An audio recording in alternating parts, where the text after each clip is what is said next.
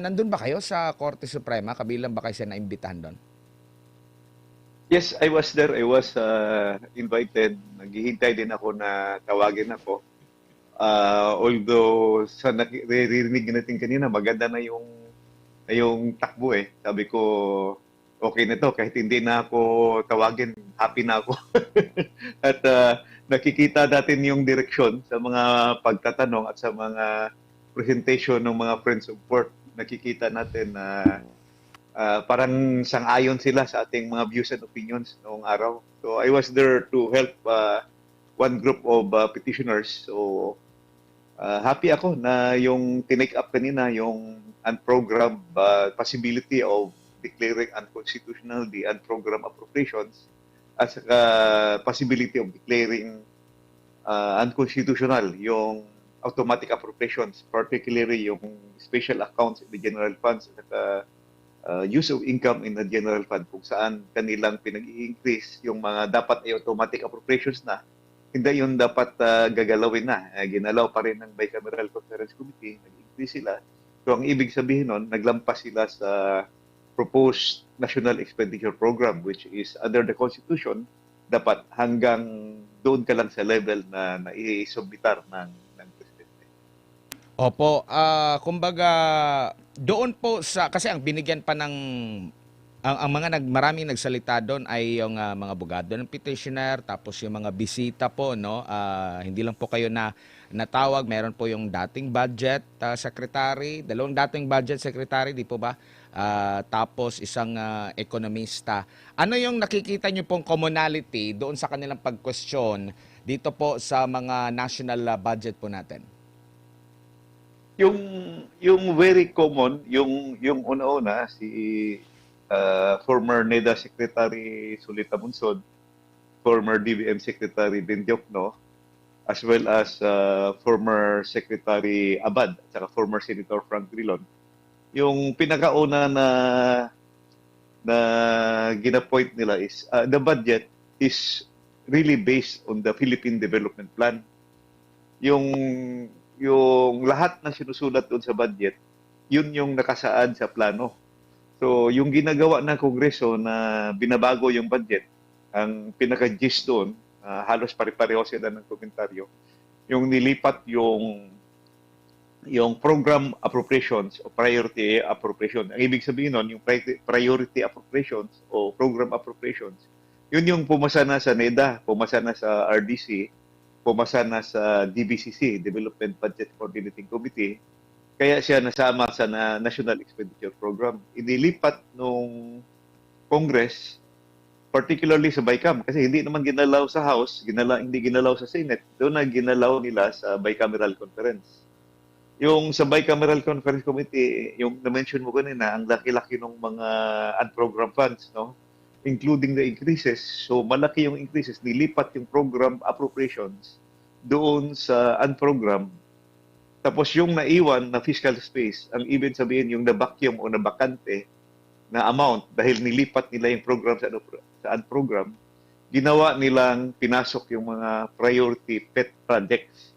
Yun yung ibig sabihin ni former NEDA Secretary Solita Munsod. At saka I think, I'm not sure kung si Sec Butchabad ba yun o si Sec Jokto na nagsabi na ang ginawa, this is the new form of pork barrel kasi pinalitan nila yung program appropriation ng mga pet projects nila na kagustuhan ng mga senador at congressman na wala naman doon siya sa Philippine Development Plan, wala na sa plano. Hindi na dumaan sa NEDA, hindi na ito dumaan sa Development Budget or Budget Coordinating Committee. Sinisingit lang at saka napansin doon ang pinakamalaking singit sa program yung 2024 saka yung 2025 at saka na-mention mo kanina lumaki yung budget ng DPWH. Actually, hindi ko pa nasabi ito but if I will be given a chance to talk, hindi lang sa DPWH yung lumaki. Meron din silang singit doon sa DSWD, yung mga ayuda, AX, TUPAD. Meron din silang singit doon sa DOH, yung sa Department of Health, yung MAIT, yung Medical Assistance for Indigents. Yun yung mga malaking insertions na lumalabas na parang pork barrel. So, Opo. Opo. ang personal opinion ko kung meron mga insertions, dapat ngayon na nilabas kasi panahon ng krisis. Huwag naman doon sa panahon ng eleksyon, ng 2025,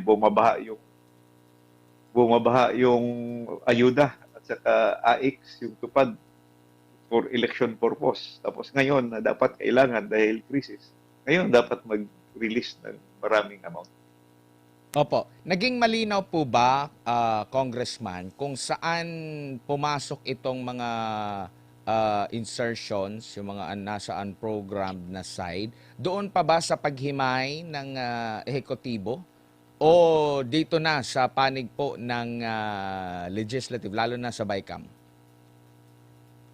Kanina, lumalabas na sa BICAM talaga. Sa Bicameral Conference Committee, doon ginalaw yung program appropriations na inilipat sa unprogrammed. At saka na-mention nga nung ng mga amigos kanina na yung pinaka-importante dapat, yung pinaka-senior in terms of budgeting, yung pinaka-importante is the foreign assisted projects. Kasi yung foreign assisted projects, meron yung master plan, katakot-takot na evaluation yon. Meron pang evaluation din yung mga foreign lending agencies na dapat yun ang pinaka-priority. Saka yun yung tinatawag na big ticket projects. Yun yung mga malalaking proyekto kung saan makakatulong talaga sa ating ekonomiya. Yun yung mga nilipat nila doon. 2023, 24, 25. Doon nilipat nila yung mga foreign assisted projects sa unprogram. At yun yung pinalitan nila ng chap-chap na projects, maliliit na proyekto para sa kanilang I would say pet project or pork barrel. At the same time, yung pinakamarami doon na medyo iskandalos yung flood control projects. Yun yung maraming pumasok doon na replacement na ginawa nila sa program appropriations. Nabanggit mo yung mga key projects na yan, yung mga malalaking mga proyekto na karamihan din ay mga foreign assisted. Yun ang dumaan sa sinasabi nyo pong katakot-takot na proseso bago ito siya naaprubahan at dapat na maituloy. Kung ikukumpara natin doon sa ipinalit po na nabanggit nyo po na karamihan ay mga flood control, dumaan din ba sila sa katakot-takot na proseso? Yun ang problema kasi yung mga pinalit nila hindi dumaan sa proseso.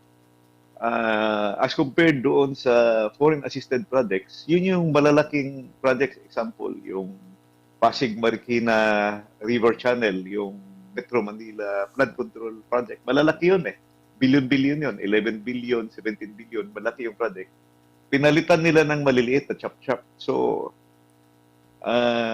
in layman's term, tinanggal yung superhighway, yung pinalit yung maliliit na kalsada. Superhighway para sa flood control. So, saan dadalo yung maliliit mo na proyekto? Dapat yung maliliit mo pupunta sa isang main channel ng main flood control para yung tubig mo lalabas. So, tanong ko ngayon sa dilapitan ko noon, si former Secretary Bunuan, sabi ko, hindi kaya ito ang dahilan sa pagbaha sa Metro Manila. Sabi, it attributed to the flooding in Metro Manila dahil nga gichap-chap yung malalaking project, pinalitan ng maliliit. Ang tanong kung nasa plano ba 'yon? Kung nasa plano ba yung mga pinalit nila? So any alteration or any amendment na ginawa ng Kongreso, particularly sa BICAM, nawala sa plano, nawala sa Philippine Development Plan, is a major deviation sa Philippine Development Plan. Kasi yung ating budget dapat, ang target noon, sundin yung Philippine Development Plan para ma-meet natin yung GDP growth, ma-meet natin yung poverty rates reduction, ma-meet natin yung inflation rate na makontrol. Madami tayong tinatawag na macroeconomic plans, macroeconomic assumptions or objectives na alam natin hindi na-meet dahil hindi sinunod sa loob ng 3 taon yung project. So, Opo. if you will ask me, meron ba tayong malalaking projects in the past 3 years? Wala. Because gichap-chap lahat yung malalaking projects. Walang ipagyayabang yung gobyerno na flagship or big ticket projects dahil ito ay nilipat sa program at i-chop-chop, pinalatan ng mga program projects na let's say pet projects ng mga kongresista at senador. Opo, ito po ba ay kabilang doon sa nakikitang paglabag na dapat kung ano po yung inendorso na proyekto or programa o budget o mga plano ng executive, doon kayo mag-stick. Hindi pwede kayong gumawa ng sarili ninyong project at hindi rin pwedeng taasan yung budget na hinihiling ng executive. O hiwalay pa ito po na nakikita nyo pong paglabag po, Congressman. Yung pagtaas tapos yung pagpapalit ng hindi naman ito nabanggit sa executive. Bakit nyo pinalitan? Tapos meron pang issue na mas mataas pa yung budget na hinihingi kumpara doon sa hiniling ng executive. Yes, basically dalawa yung puntos mo na yes, na take up din yun doon. Yung pagpalit ng mga proyekto at saka second, yung paglumampas ka sa budget ceiling na disubmit ng executive department. So yung unang tanong, kung magpapalit ka ng proyekto, actually, legally, constitutionally, yes, pwede yun kasi nasa power of the purse yun. However, pag ang pinalit po ng mga proyekto ay wala sa Philippine Development Plan, wala sa medium-term financial framework, medium-term plan, financial plan, ibig sabihin nun, you will be debating. Lalayo ka sa plano. So, during my time noon, nung akong chairman ng appropriations, pumapayag ako noon, kinukonbinsi ko yung committee ko, pwede kayong magpalit provided nasa plano. Nasa plano yon ng Philippine Development Plan. Ang ibig sabihin, bumalik ka sa district engineer mo, bumalik ka sa regional director mo, bumalik ka sa NEDA or sa RDC. Kasi yung Regional Development Council, yun yung nagpa-finalize ng plano doon sa region, sa distrito. So kung wala sa plano, wag mong ilagay kasi kung wala sa master plan, baka makabara lang yun sa yung flood control plan. Kung wala sa plano, baka yung kalsada mo maka-traffic lang. So dapat dadaan sa city planning or provincial planning yung kalsada na i-insert mo, na ilagay mo. So technically, yes, pwede kang magpalit pero dapat kasama sa plano. Pero kung ang ipalit doon na proyekto wala sa plano, ay that is a major deviation. Lalayo ka at most likely ang effect doon, hindi mo tatamaan yung targets mo, growth rate, at saka lalaki ng lalaki yung budget deficit. Yung second issue, kung ang mga pinalit na proyekto is lalampas doon sa original proposal or original ceiling, bawal yun. Nasa Philippine Constitution yun that the Congress cannot increase. Ang word on is may not increase. Congress may not increase the proposal of the President or the Executive Department. So, yun yung ibig sabihin doon, yung computation sa unprogrammed fund, yun yung pinagdidibetehan kanina.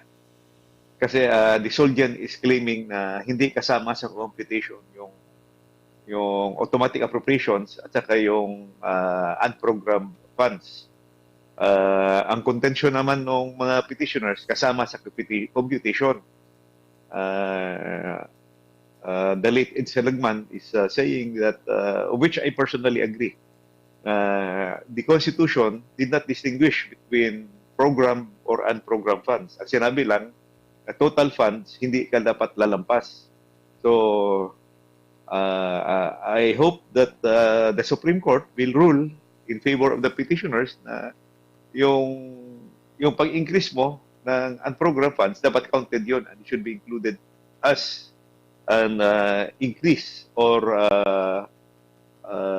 I would say exceeding, no, naglampas na yung approved budget na ginawa ng Kongreso dahil doon sa increase ng dahil sa inakyat nila yung budget more than what was proposed. Opo. Kong, halimbawa, may isa pong budget na naaprubahan na, no? So, Obligado ba si gobyerno na maglabas ng pondo, unahin yung mga proyektong nakaprograma, yung mga tinatawag na program funds, at kailan naman po mapopondohan yung mga nasa kategorya po ng unprogram funds? Lagi naman po tayong deficit. Mas malaki po yung ating gastos kumpara doon sa nakokolekta o kinikita ng gobyerno. Ang standard po ba niyan? Unahin muna natin itong nakaprograma kasi ito yung talagang dumaan sa mga pagsusuri, naaprubahan, ni-request bago yung unprogram. Ano po ba yung tamang patakaran po dyan? Technically, dapat mauna talaga yung program funds, no? Kasi budget as release document na nga. Kaya lang, nung pinalitan nila ng mga panibagong mga proyekto, so I think meron yung mga conditions bago ma-release eh.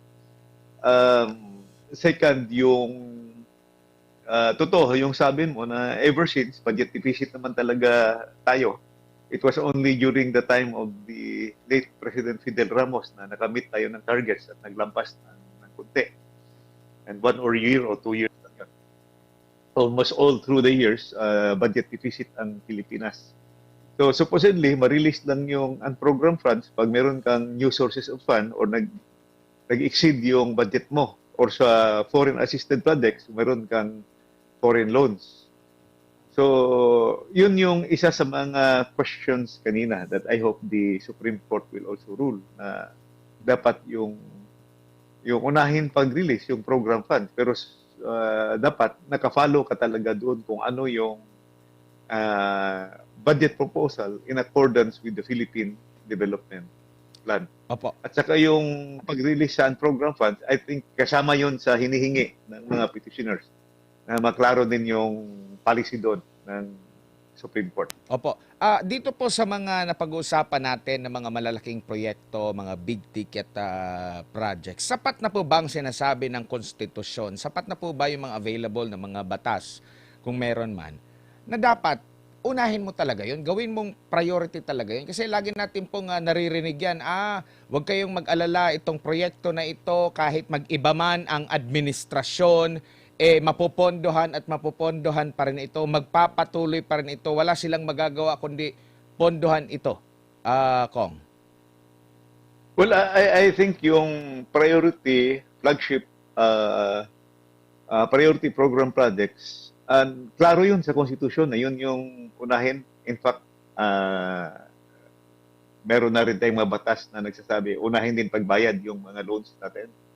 So, kasi yung mga malalaking loans, yun yung mga big ticket projects, yun yung may economic impact talaga kasi pinag-aralan talaga yan. Nasa development plan yan. So, dapat yun talaga ang unahin. At sana marule yun na mali yung ginawa ng Kongreso na inilipat yung mga big ticket projects, especially yung mga foreign assisted projects, inilipat doon sa unprogrammed appropriations. At saka yung pinakamali doon, yung pinalitan nila ng mga panibagong projects na wala sa plano. Yun yung sinasabi ni former Secretary Neda Sulita Monson. There is a new form of pork barrel, which yung sinasabi niya na pinapalit doon sa program appropriations na in-export nila o nilipat doon sa program. Opo. Bago lang si partner ko rito, si Almar, no? Kanina, meron pong hiniling si Senior Associate Justice Leonen na mag-submit, no, for the next na oral argument. Ang parang next week ata hinihiling, basta sinabi ni Senior Associate Justice Leonen na isubmit ninyo lahat ang SARO, hindi lang yung accumulated, lahat talaga ng mga para sa mga pag-release ng budget. Gaano po kahalaga ito, sir, at makakatulong po ba ito na malaman talaga na kung ano man ang maaring mga paglabag na nagawa po, Congressman? Agree ako doon na ginawa ng Supreme Court na pinasubmit sa kanila yung individual releases, yung individual SARO. Unang-una, kung na-meet ba yung trigger. Ang ibig sabihin, kung na-meet ba yung pag-release ng unprogrammed appropriation, kung ma-release lang siya, kung number one, kung merong excess funds, number two, kung may new sources of funds, kung number three, kung merong new foreign loans to cover the releases, no? So, yun. Pangalawa, malalaman natin kung saang distrito o saang probinsya o saang region pumunta yung na-release na pondo. So, malalaman din doon kung sinong nag-request ng SARO. Kasi meron yung request ng department. So, it can reveal a lot of things. And I hope sa paglabas na yan, may pakita na yung detalye. Yun yung mga hinahanap namin noon pa na hindi pa nabigay sa amin doon sa mga request namin noon during budget hearings. Ito pala yung maganda noon pa na ipasubpi na pala congressman kaysa doon sa mga pinasusubpi na pala ngayon. Pero ang ano ko po is meron po ba sa batas na dapat maging available ito kahit sino man? Itong mga SARO na ito kasi hindi po ba ito may tuturing na public documents, dapat hindi pahirapan yung pag-access nito para bilang parte po ng transparency? Well, in a democracy, dapat transparent and accountable lahat, no? Ang tatataka ako kung bakit pahirapan itong 2026 budget. Humihingi ako yung hiningi ko, yung amount of releases ng unprogrammed funds. Ang tagal bago dumating, natapos na lang yung budget hearing bago pa lumabas. Saka yung nabigay sa akin, yung mga summary lang. Wala akong nakuhang detalye na katulad ng hinihingi ngayon ng Supreme Court. And I think they are obliged to provide that to the Supreme Court kasi mako-contempt sila pag hindi nila ibigay yun sa Supreme Court.